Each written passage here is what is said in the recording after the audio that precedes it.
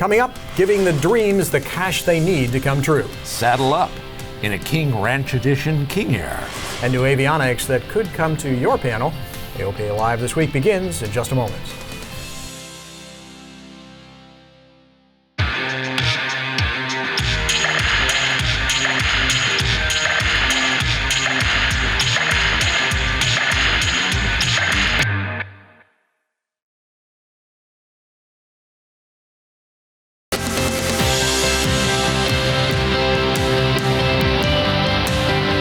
This is AOPA Live This Week with Tom Haynes and Melissa Rudinger.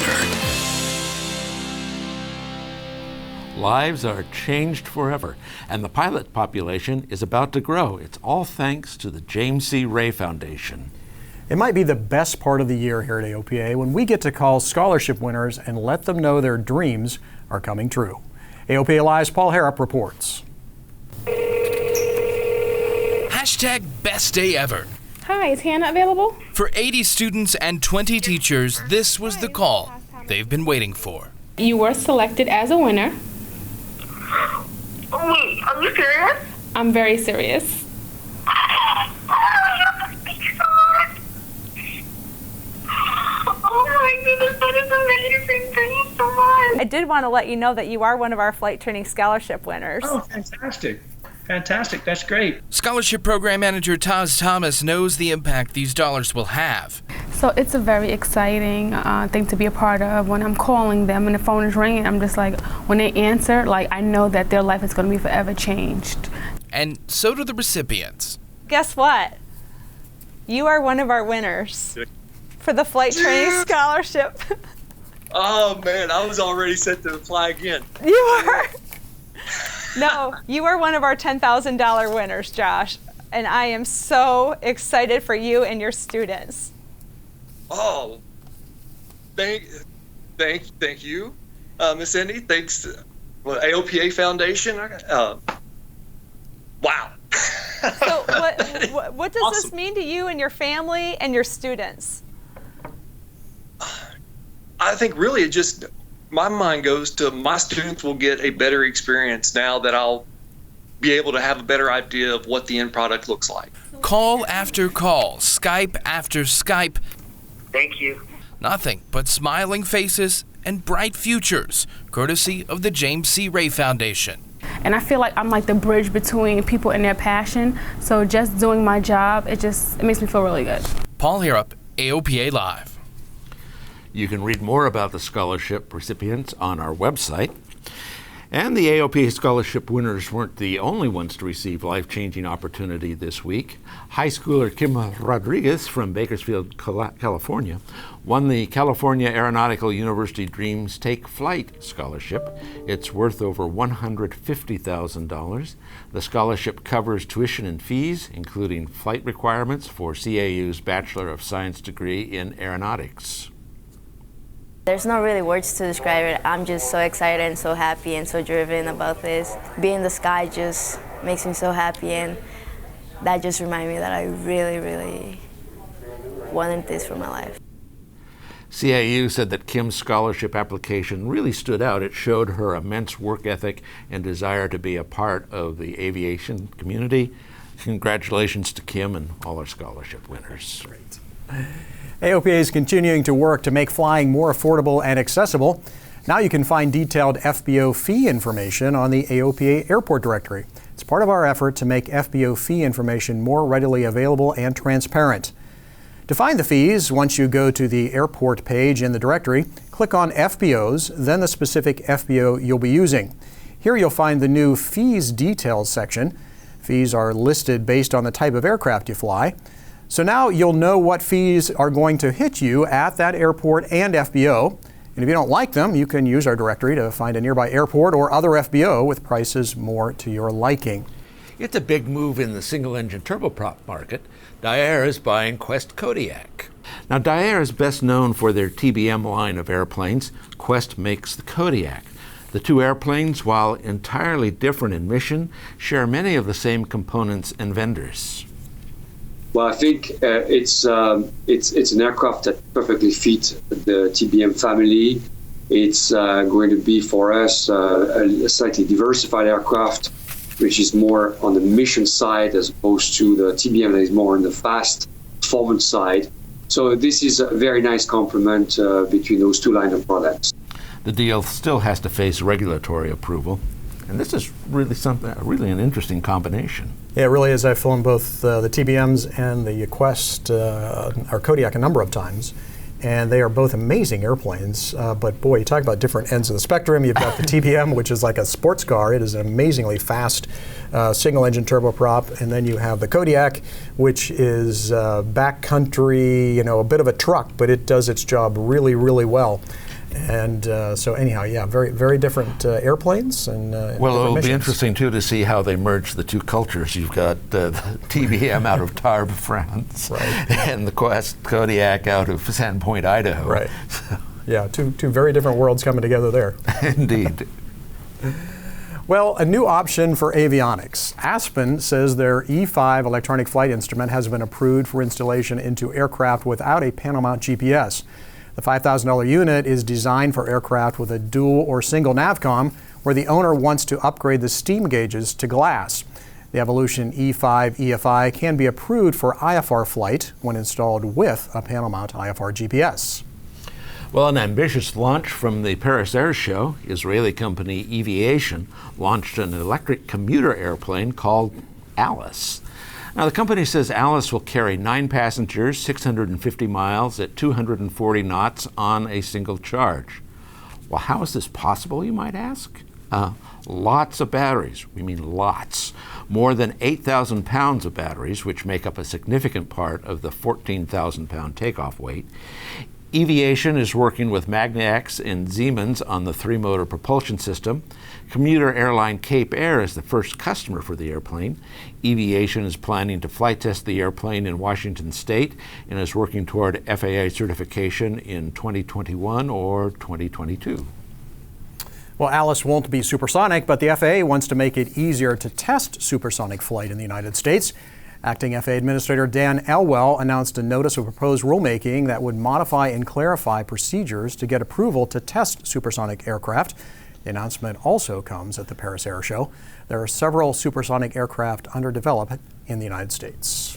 Well, it's not the fastest, but it's probably the biggest, and you can buy it if you have an extra $400 million or so just lying around. Several sources are reporting that the Strato Launch is for sale. Now, Strato Launch was the brainchild of the late Paul Allen.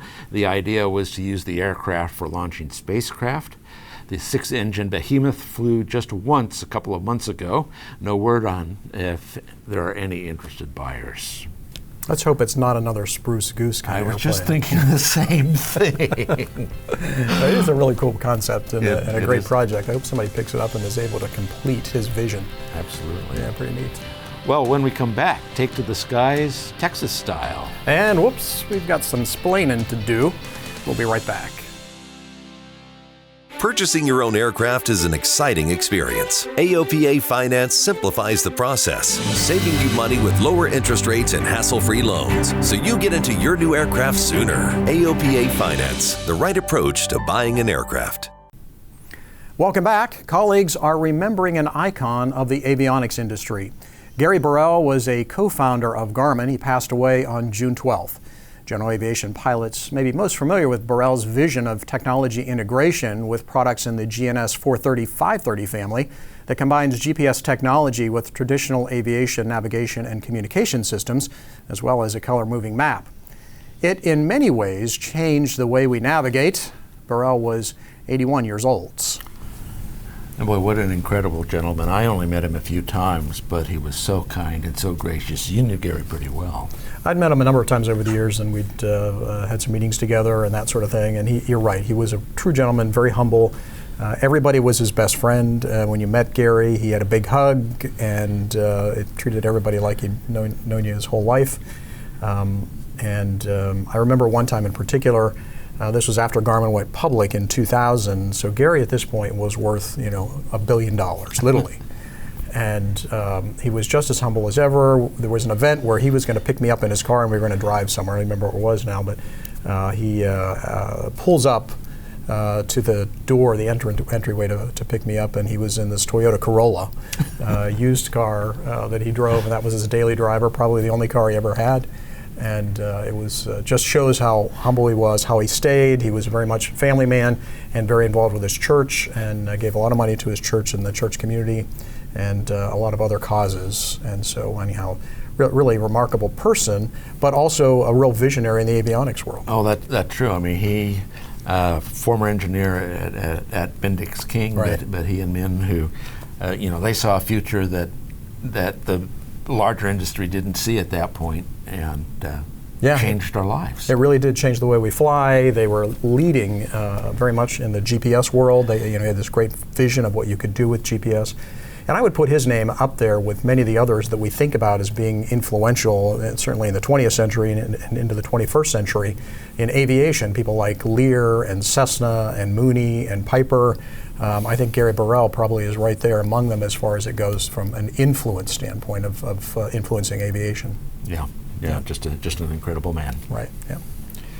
Well, and as even GPS continues to become more prevalent in the cockpit, the military continues to schedule GPS outages around the country. June is packed with these outages. Now, the purpose is to train military personnel and test equipment in environments with limited GPS, but AOPA has been critical of the FAA's lack of focus on the safety implications of these outages, and we continue to work with the FAA to reduce the impact. Now, as a stopgap measure, AOPA is advising pilots that when an in-flight loss of GPS risks flight safety, the pilot in command should notify ATC to stop buzzer. This phrase is used to immediately halt GPS interference activity and should be used only in an emergency. GPS outages are another reason to make sure to carefully check NOTAMs before you fly. Everything is bigger in Texas, right? But if it's got the King Ranch brand attached to it, it's likely better too. AOPA Editor-at-Large Tom Horn shows us the King Ranch edition King Air.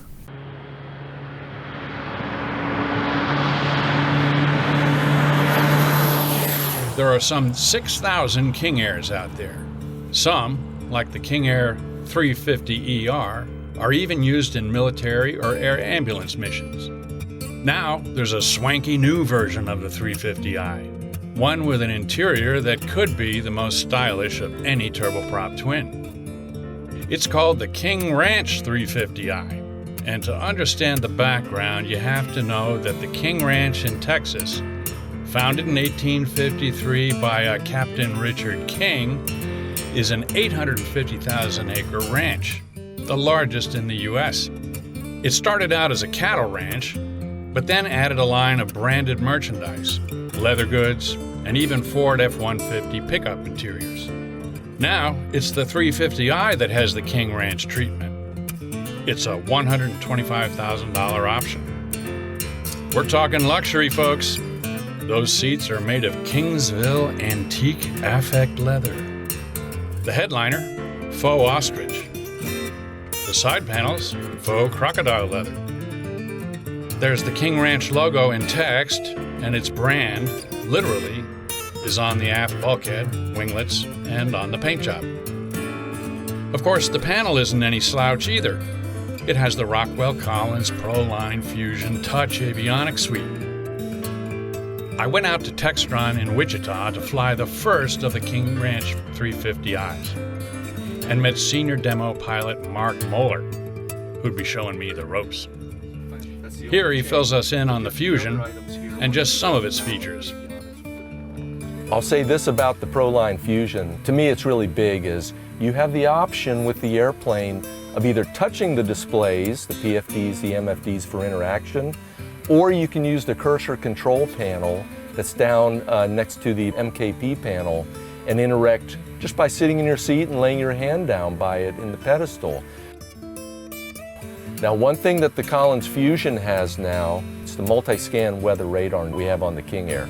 It's truly automated. The pilot just sets a range and the tilt is controlled automatically. It suppresses ground returns.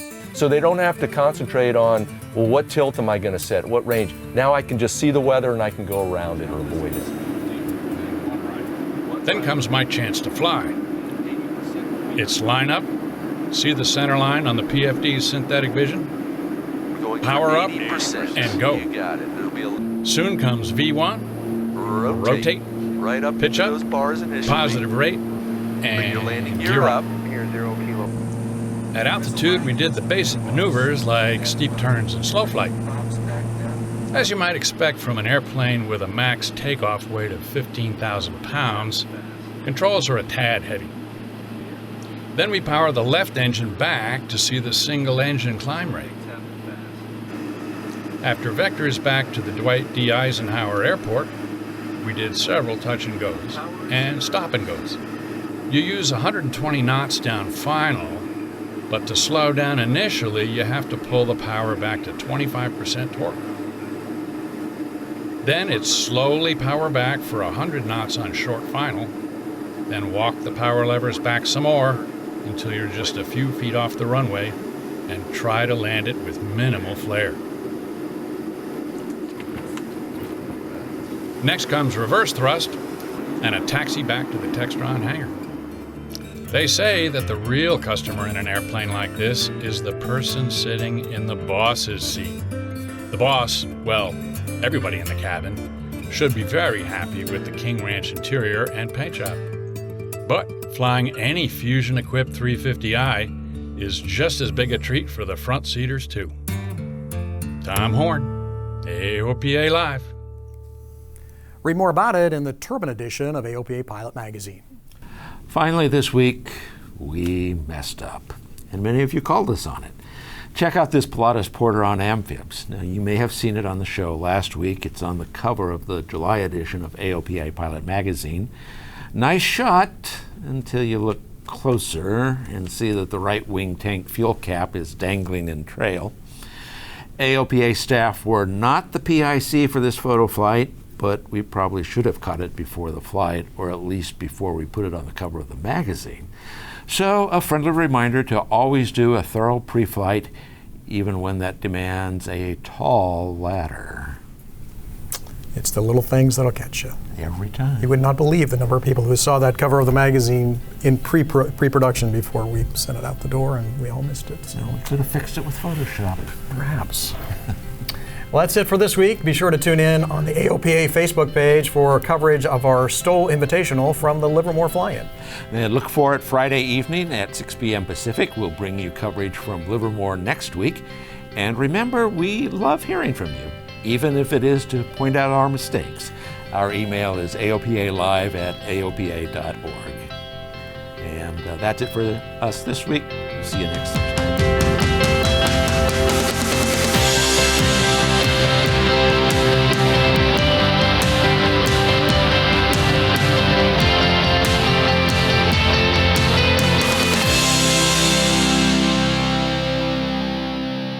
There are many important things to consider before purchasing an aircraft. Let the experts at Aerospace Reports help guide you through the process. We combine expert knowledge with our long-standing commitment to personalized customer service to perfect your transaction. Learn more at aerospacereports.com.